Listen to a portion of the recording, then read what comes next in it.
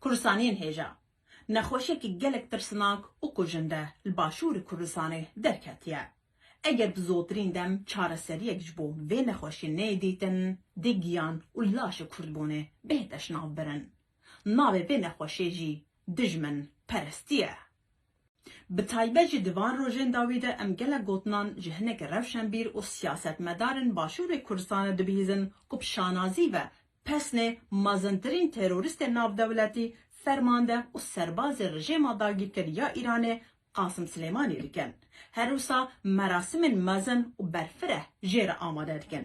Yan jî diçine wî cihî û wêneyan lê digirin ew cihê ku ev kurkuj, terorîst û dagîrkerê Qasım Silêman lê hatiye kuştin.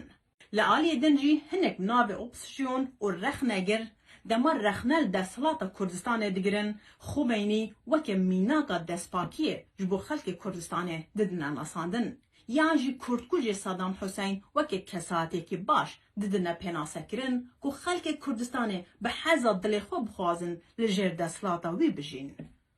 Ev nexweşiya ku Qasım Silêman nazin dikin, hem bêreziyel hember Nasnama Kurdistanê, bêreziyel hember xwîna bi hezaran Kurdên ji aliyê din yên Kurdistanê ku ji aliyê vî Kurdkujê Qasım Silêman ve hatine cangodîkirin. û bi taybet jî bêreziyel hember wî aliyê Kurdistanê ku heya îro jî ji aliyê terorîst û dagîrkerên fariz ve hatiye dagîrkirin.